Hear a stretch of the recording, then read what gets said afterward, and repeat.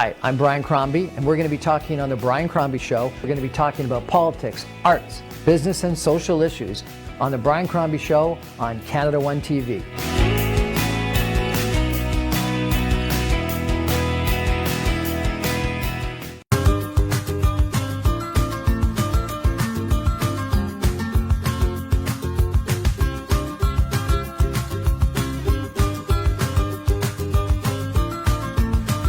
Good evening, everyone, and welcome to The Brian Crombie Show on Canada One TV. So I've interviewed Kathleen Black before. She's a really fascinating person, and she's recently had a premiere of a film about her and her rise, her relentless rise. She's an author, a two-time author, best-selling two-time author of some books, and one of the books most recently was called Relentless Rise, I believe, and now you've got a film about you and your career and your story that's just been premiered at a film festival in the United States. Yes, thank you for having me. First of all, Brian, it's great to be back. And yeah, it's an exciting time. We've just gotten back a couple weeks ago from Palm Springs at the American Documentary Film Fest, where we had a premiere and great feedback and after party and all the fun stuff that goes with it. Yeah. Fantastic. Mm-hmm. So let me tell you a little bit about Kathleen Black. So Kathleen Black is a consultant in the real estate business where she builds teams, but she's now branded herself because she's branched out from just real estate to a, what do you call it, a performance and mindset expert. So you can help us all think from a mindset standpoint far more effectively. And she's been very successful at getting people to work together in a far more efficient manner, and we've talked about that on a previous show. But I think that your story, and we had a really interesting conversation a couple months ago where you talked about tough times can be your superpower, which I found really kind of interesting. Yes. And then just your whole idea about being relentless and resilient, and that you had a challenging, I think, childhood and upbringing, and then you had a challenging situation in the workplace, and you've ended up creating this incredibly successful business career and consulting career. So tell me, what's the secret to your success and your relentlessness and your rise? Well, at the end of the day, I think the secret of it is I have a need to make something good out of something that was difficult. And I constantly look to do that. So I think, it's not unusual to go through tough times. All of us have been through tough times. All of us have been through hardship, but it is unique to take those tough times and use that, as you said, as fuel to power you forward and do something different. I find we have, a tendency to feel like the things that have happened to us are our identity, or they could hold us back. Right. And I really wanted to share my story so I could walk with people, right? Like there are times in life that are really, really tough that sometimes we're not meant to walk alone, but a lot of us have, and we know what that feels like. And I wanted to write the book so I could go back and walk with other people during times that I walked alone. And to me, I feel like that changes my past, but together it changes our future. And I think that's a really powerful thing. If you shift how somebody believes about the future and the hope that they have, you shift their entire lives. If you shift the way that they think about their past and their future. Absolutely. Yeah. You shift their entire lives. There's this saying that's been popular because I go obviously to a lot of conferences, and I'm grateful to be connected with a lot of powerful women and male leaders, but I'm going to talk about women leaders for a second. And there's a saying I've heard quite often lately, and it's, you have to see her to be her. You have to see her to be her. And I think that's really powerful, but I think you have to see the example. You have to see the example, but I think our best visionaries in the world, whether they're men or women, like they're creating something that's not in existence. But I think you also sometimes have to be her to see her. Right? Like we all want to be seen, and we want to know what it feels like to come out of difficult times, and to have somebody walk with us during those times, I think is really, really important. So my book was my attempt to go back and walk with people so they could relate and say, wow, you know what? She went through some really tough stuff, and she's willing to talk about it publicly, and she's sharing it all. And some of it's kind of ugly. What was it like to see yourself in film? Terrifying. I have a rule of thumb with clients and when I do talks, and I always say you have to have two ingredients. If you're terrified, that's okay, but you also have to be excited. So if you're terrified and excited, you're on the right track. If you're just terrified, no. If you're just excited, probably not. You're out for growth. So, right. I mean, I had my family there. I had my children there, right? It was a 500-person theater. So it was terrifying, but it also was a relief. Like I want people to see, and I think people transform when they're hopeful. And I felt like people kept coming up to me after, and they said, it's not the story of what you went through, it's the inspiration also of coming out of it. And that really made me realize it was worth it. So you talk about how, you need to see it to believe it. Yeah. You didn't see it when you were going through your tough times. You didn't have that mentor, that example, did No. you? Like you were all on your own, the way that you've described this to me in the past. Yeah. So if you are all alone and you're going through a tough time, how do you get through it? Where do you find that resilience? Maybe you read a book. Maybe you watch that a it for movie. you? Yeah, I did. I mean, I say, and I probably said on a show with you in the past, that I mean, a lot of my mentors were deceased. They were thought leaders of books I read or characters who were highly resilient, and I always carried them with me.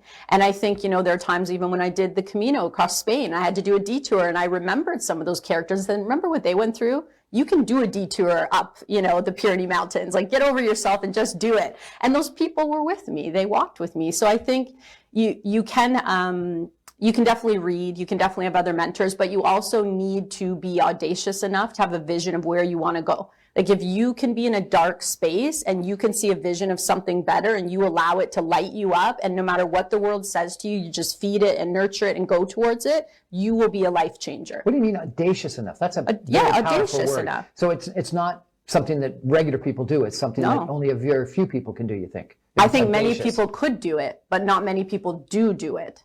I think it's audacious to take a risk. It's audacious to live bigger than you presently are. It's audacious to say, I'm going to rebel against who I was yesterday and be somebody better. The world isn't used to that. We're used to be safe, particularly the last couple of years, right? Yeah. Be stable, be predictable, right? But that's, in my mind, the people who inspire me and the great leaders and the people who make a legacy of their life, which I'd like one day to do, they're audacious enough to think there's a bigger calling for them. And I think when you're down and out, you need to be audacious. You need to be in your own corner. For sure. So can we see this film?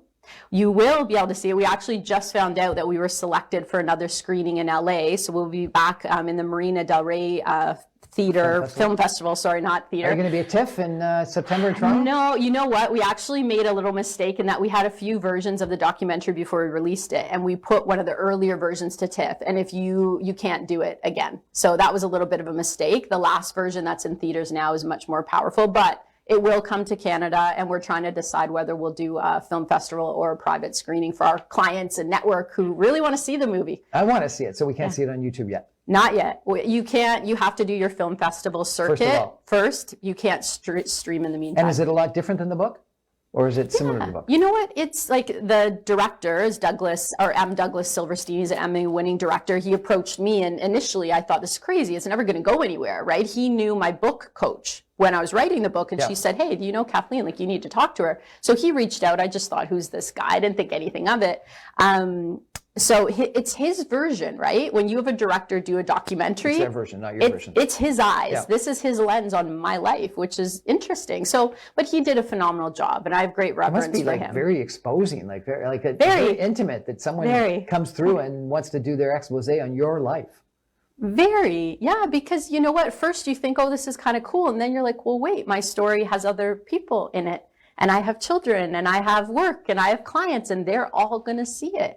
Yeah, it's a big vulnerability, but it's also empowering, right? Say, I have nothing to hide. Like I can just stand here. I'm good. Like that stuff doesn't hold power over me. Like that's really freeing. If people want to read your book, how do they get a copy?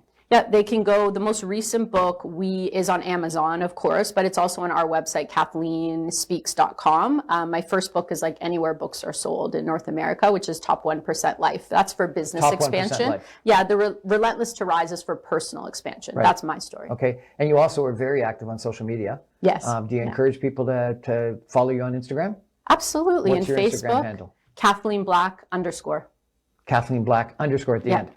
That's it. Kathleen Fantastic. Black _ Well, we're going to take a break for some messages and come back more with Kathleen Black in just a minute. And we're going to delve a little bit more into, where you find this resilience to get through tough times, because that's what the film and the book and Kathleen's life are all about. Stay with us.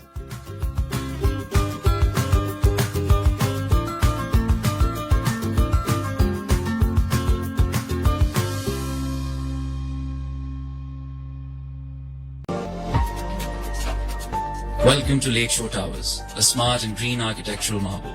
Lakeshore Towers is Pakistan's first ultra-luxury condominium complex. For details, call 416-716-6888.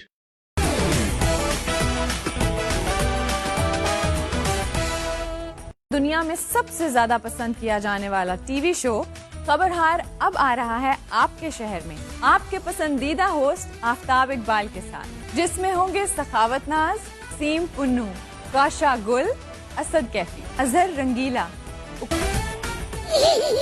उबीन Gabol, मेरे टाइगरों, बब्बू राना खबरहार दी team ना आ रहे हैं, मैं को वाजियां वाली team ना नहीं आ रहा। और वहीद खान। अगर आप हमें करीब से देखना चाहते हैं तो आपको आना पड़ेगा, आना पड़ेगा। 26th of June शाम 5 बजे कैनेडियन कन्वेंशन सेंटर ब्रैम्पटन में। टिकटां ते एडवांस बुकिंग ਲਈ ਰਾਬਤਾ ਕਰੋ ਇਹਨਾਂ ਨੰਬਰਾਂ ਤੇ। ਇਹਨਾਂ ਲੰਬਰਾਂ ਤੇ।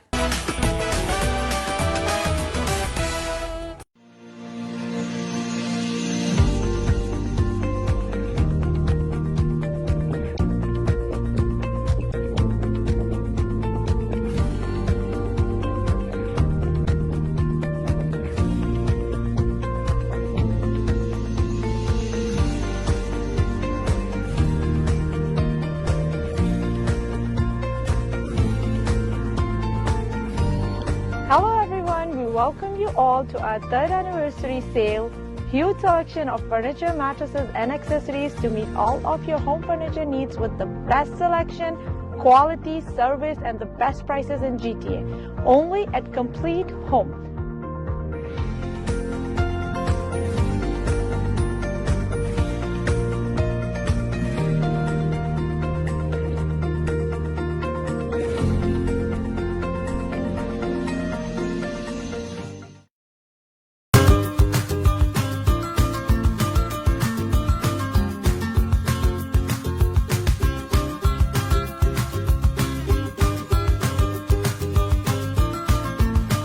Welcome back to the Brian Crombie Show on Canada One TV. We're here tonight with Kathleen Black, who we've interviewed before about her business in real estate and advising teams and how to work more collaboratively and effectively together, which I agree with completely, and so I've really welcomed that. But also about her own personal story, which is all about being relentless to rise, and she's written a book in that regard. And I just want to, for a second, read you something that her media send out, because I think it really is quite impactful.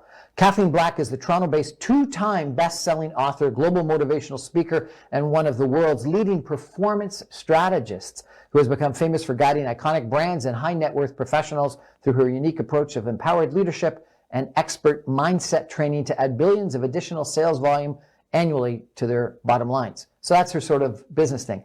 And then her personal. Her inspiring journey is surviving a horrific childhood, and then becoming a tremendous worldwide success, has been brought to the big screen in a documentary called The Relentless One, directed by Emmy Award-winning M. Douglas Silverstein. The Relentless One premiered last month at the prestigious Academy Award qualifying American Documentary Film Festival, and will soon headline opening night at the Marina Del Rey Festival to be held in Hollywood, Los Angeles area. Horrific childhood. How does one get through a horrific childhood all by yourself? And you told me like you left the house at like 15 or something like that.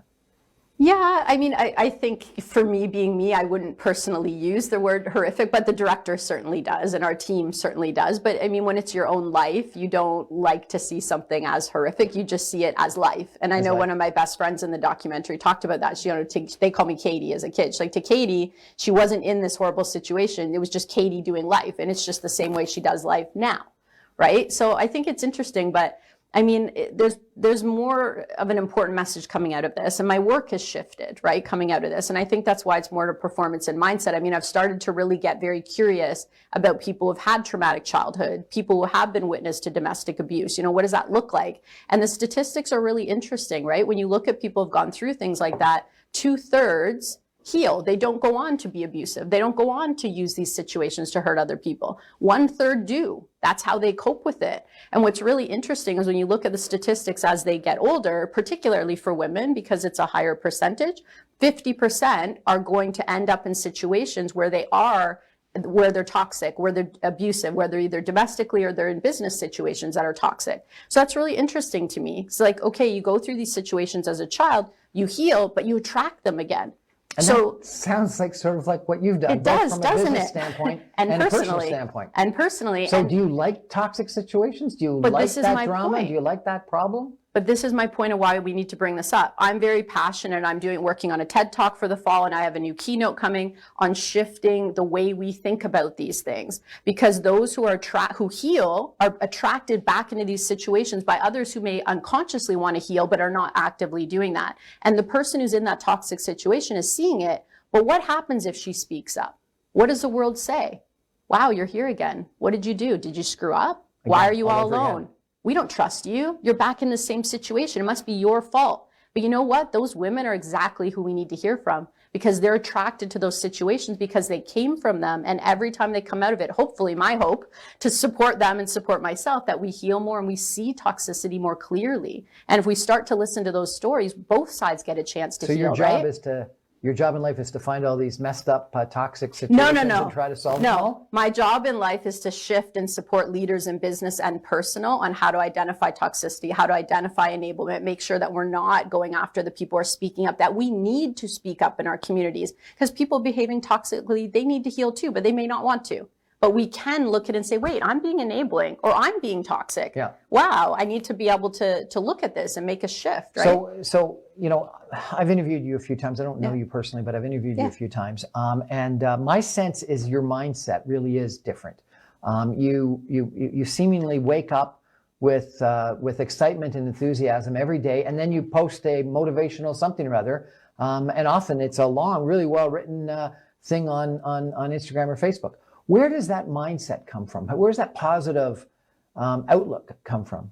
I think that's the gift, right? Like when you say, this is what I want people to understand. You can take the hardest things that happen to you, and if you learn them and learn from them, you become more powerful. You're an alchemist. You turn them into something great. And that makes you truly unique, right? If every single time you're in a difficult situation, you're like, there's something I need to know here. There's something in my toolbox I need to know. I needed to understand toxicity. I needed that. I needed to understand enablement so I can help people in performance cultures. Because you know what is really interesting? We try to talk about business. We try to talk about personal. We've talked about this before. There is no business. There is no personal. There are people and how they do life. And they do life in business the same way they do life in personal. And if you can help somebody switch how they think about life and to look at it and say, yeah, I went through some hard things, or yeah, I'm having a hard day. But you know what? There's something in this that's calling me to be better. Or I always say our solutions are hidden in our problems. They're calling to us, right? Our solutions are hidden in our problems. Our solutions are masked in our problems. It's almost as if you look forward to the problems because you're going to grow and you're going to learn. But everybody has problems. So you could say that. Are you trying to track the problems? Everybody has problems, but some people don't want to see them. But you have some big problems, bigger than normal. But guess what? The people who show up are going to have bigger problems, because you can be safe and you can hide and you can be asleep and you can say, I don't want to notice that my partner is abusive and I don't want to notice that all this stuff's going on. I'm just going to pretend. Or you can wake up and say, you know what? I've got a journey here. And even if I trip 20,000 times in front of the whole world,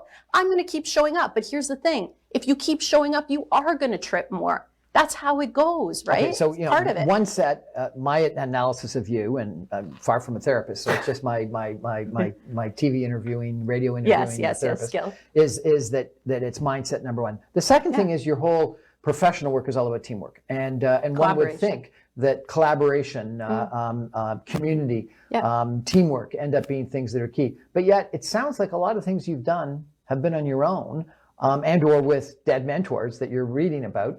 Do you really believe in this teamwork? Because I really do. I think that you're far stronger when you can find those right people to work with. I have a huge, I wouldn't be able to do what I do without my team. So I believe you move out of that ego, poor me, that victim, into victor. Victor is still me over one other person. So if I'm a victor over you, Brian, I won, right? That's not elevated conscious thinking. So it's like I go from victim to victor to Sherpa. Sherpa is not winning over you, it's winning over myself.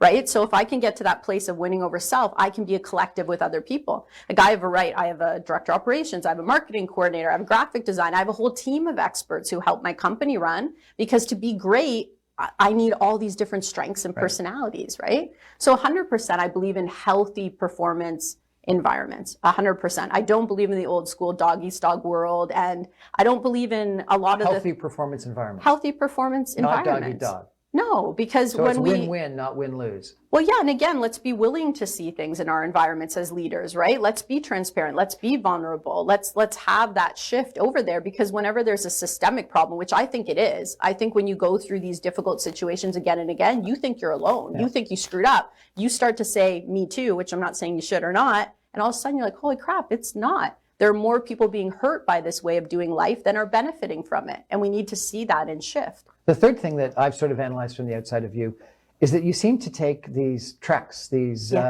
times alone, where you're hiking through, northern Spain or in Peru or in Palm Springs.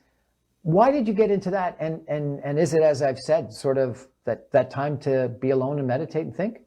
Well, since I've seen you, I was in Peru. So I did the 5-day Salkente trek, which is the hardest one. It's harder than the Inca trek because it's 15,000 feet. So as we went towards starting this trek, I brought my son. And he said, Mom, I'm Googling it. And at 15,000 feet, you're supposed to be unconscious, like most people, right?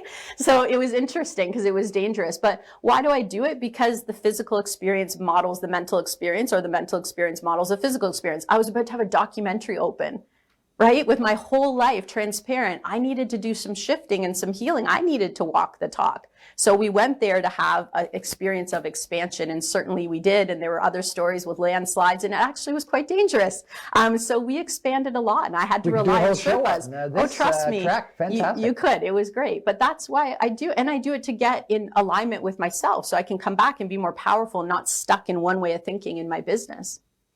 So we've got mindset that you seem to have. We got teamwork that you fervently believe in, the sex soul. You've got this sort of meditative trek where the physical and the mental end up being something that you want to both challenge together. Sure. The last thing I wanted to bring up, if I could, which is something that I find really intriguing about you, is you've talked about the divine feminine, which I think is kind of unique.